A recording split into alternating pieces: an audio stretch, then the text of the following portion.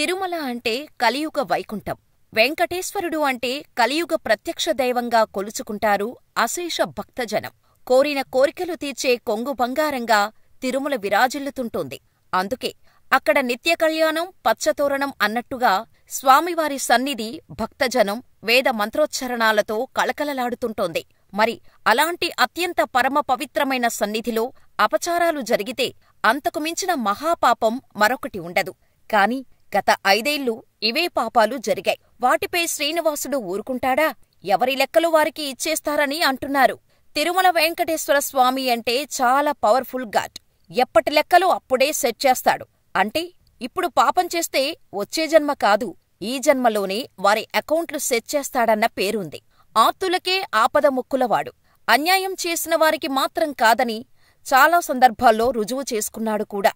అత్యంత powerful God తిరుమలేశుడే. ఎందుకంటే ఇప్పటికీ రోజూ 70,000కు తగ్గకుండా భక్తజనం వస్తున్నారంటే ఆయన మహిమలు ఎలాంటివో అర్థం చేసుకోవచ్చు.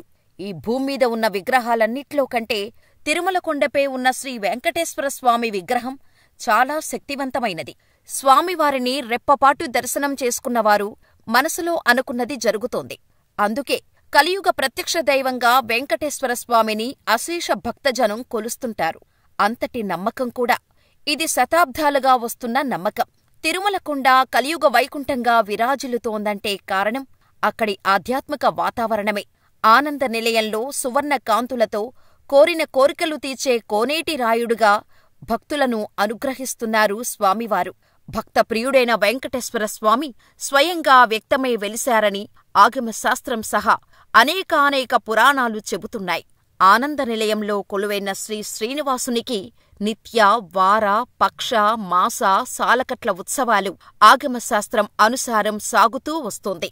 స్వామివారికి అలంకరించే పుష్పాల నుంచి అభిషేకం, నైవేద్యం, అర్చన, సేవలు ఇలా ఆలయంలో నిర్వహించే ప్రతి పని ఆగమశాస్త్రం ప్రకారమే నిర్వహించాలి.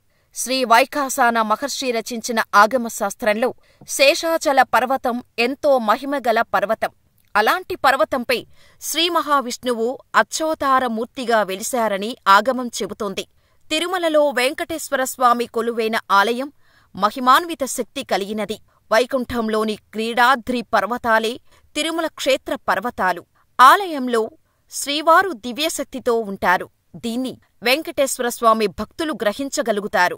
వెంకటేశ్వరస్వామితో సరిసమానమైన దేవుడు కాని, తిరుమలలో సరిసమానమైన క్షేత్రం కాని ఈ భూమండలంలోనే లేవని పురాణాలు చెబుతున్న మాట. మరి అలాంటి పరమ పవిత్రమైన క్షేత్రంలో గత 5 ఏళ్లు ఏం జరిగింది? ఎంతో చరిత్ర, ఎంతో మహిమాన్వితమైన తిరుమల శ్రీనివాసుని దివ్యధామంలో గత 5 ఏళ్లు చాలా అపచారాలు జరిగాయన్నది ఇప్పుడు తీవ్ర చర్చనీయాంశంగా మారింది. తాజాగా లడ్డూ వివాదం తెరపైకి వచ్చిన తర్వాత గత 5 ఏళ్లు జరిగిన అరాచకాల గురించి కూడా చర్చ జరుగుతోంది. నిజానికి భక్తప్రియుడైన వెంకటేశ్వర స్వామి అన్యాయాలు జరుగుతుంటే చూస్తూ ఊరుకోడు అన్నది చాలామంది నమ్మకం.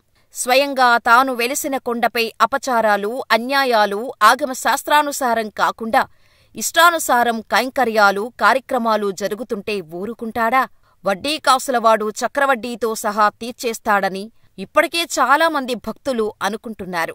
స్వామివారి దర్శనం కాకపోతే లడ్డూ ప్రసాదంలోనే స్వామివారిని చూసుకొని మొక్కి మహాప్రసాదాన్ని తీసుకుంటారు. అలాంటి లడ్డూలో జంతుకొవ్వు కలిసిందన్న విషయం భక్తుల మనోభావాలను, మనసులను కలచివేసింది. శ్రీనివాసుడికి ఇన్నాళ్లు నైవేద్యం పెట్టింది, భక్తులకు పంచిపెట్టింది ఈ ప్రసాదమేనా అన్న విషయం చాలామంది మనోభావాలను దెబ్బతీసింది కూడా. ఇదొక్కటే కాదు, కొండపై లెక్కలేనన్ని అపచారాలు జరిగాయన్న లెక్కలు ఒక్కొక్కటిగా తెరపైకి వస్తున్నాయి. అసలు హైందవం గురించి పెద్దగా తెలియని వారిని అందలమెక్కించారని, శ్రీనివాసుడి భక్తులను కాకుండా ఇతరులకు పట్టం కట్టారన్న చర్చ ఇప్పుడు పెద్ద ఎత్తున సాగుతోంది. వెంకటేశ్వరుడంటే భయం, భక్తి లేనివారే కొండపై ఆడింది ఆట, పాడింది పాటగా ఇన్నాళ్లూ వ్యవహారాలు నడిపారన్న ఆరోపణలు చేస్తున్నారు. సామాన్య భక్తులను స్వామివారికి దూరం చేసే కార్యక్రమం గత 5 ఏళ్లుగా జరిగిందంటున్నారు. శ్రీవాణి టికెట్ల పేరుతో ధనికులకే సత్వర దర్శనాలు దగ్గర్నుంచి అంతా వారికే అన్నట్టుగా కార్యక్రమాలు నడిచాయి.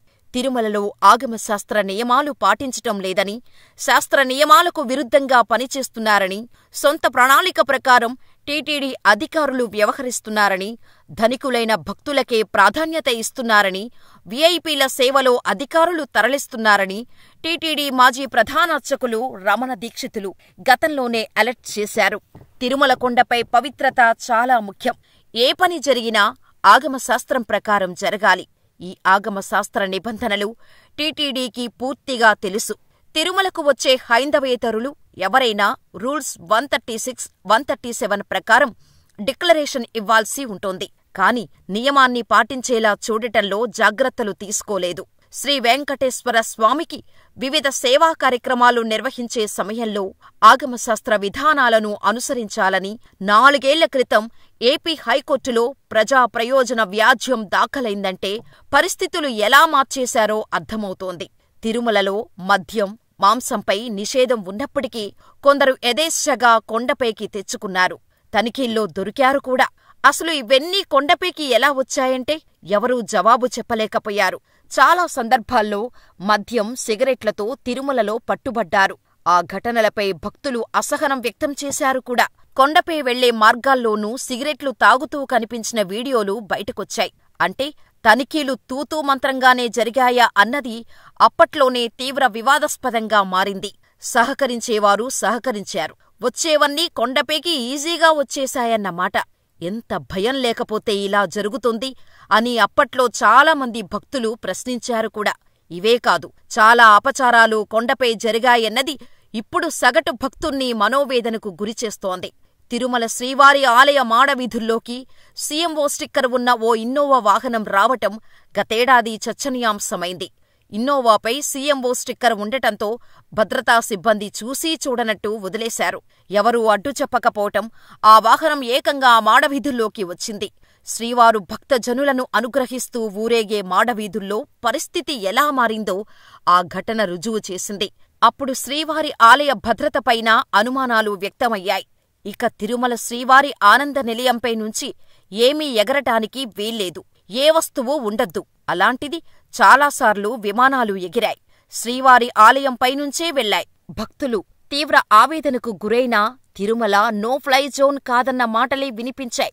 ఇక పరమ పవిత్రమైన తిరుమల క్షేత్రం ఆనంద నిలయాన్ని వీడియో కెమెరాలతో షూట్ చేయటం మహాతప్పిదం. కాని గత ప్రభుత్వ హయాంలో టీటీడీ ఇంజనీరింగ్ విభాగం వివిధ పనుల కోసం సర్వే చేసేందుకు ఓ సంస్థకు పనులు అప్పగిస్తే ఆ సంస్థ ఉద్యోగులు ఏకంగా ఆనంద నిలయాన్ని డ్రోన్తో షూట్ చేశారు. ఆ వీడియోలు చాలా వైరల్ అయ్యాయి. దీనిపై అప్పట్లో పెద్దలంతా గప్చుప్. కళ్యాణ వేదిక, ఆక్టోపస్ కొత్త భవనం, శ్రీవారి సేవా సదన్ ప్రాంతాల్లోనే సర్వే చేపట్టాల్సి ఉండగా ఆ ప్రతినిధులు శ్రీవారి ఆస్థాన మండపం వద్దకు చేరుకొని అక్కడి నుంచి డ్రోన్ను ఎగరేసి షూట్ చేశారు. వాటిని తప్పు పట్టాల్సింది పోయి ఆ వీడియోలు, ఫోటోలు ఒరిజినలా లేదా యానిమేట్ చేశారా, గ్రాఫిక్స్ వాడారా అన్నది తేల్చేందుకు ఫోరెన్సిక్ ల్యాబ్కు పంపించారు. అది పరిస్థితి. తిరుమల పాప వినాశనం మార్గంలోని పార్వేట మండపం నిర్మాణం విషయంపైన చాలా దుమారమే నడిచింది. జీర్ణావస్థకు చేరుకోవటంతో ఆ మండపాన్ని పునరుద్ధరిస్తున్నామని నాటి ఈవో ధర్మారెడ్డి సమర్థించుకున్నారు. పాప వినాశనం మార్గంలో ఉన్న పార్వేట మండపం అతి పురాతనమైంది. ఏటా కార్తీక వనభోజనాల సమయంలోనూ, సంక్రాంతి మరుసటి రోజున జరిపే పార్వేట ఉత్సవం సమయంలోనూ ఉత్సవమూర్తులను ఈ మండపంలో కొలువు తీర్చి స్వపన తిరుమంజనం నిర్వహిస్తుంటారు. ఈ మండపం చాలా పురాతనమైనదని, చాలా ప్రాశస్త్యం ఉందని టీటీడీ కూల్చివేయటం దారుణమంటూ వివిధ పార్టీల నాయకులు, ప్రజా సంఘాలు అభ్యంతరం వ్యక్తం చేసినా నాడు వినలేదు. మ్యాటర్ అక్కడితో ఆగలేదు.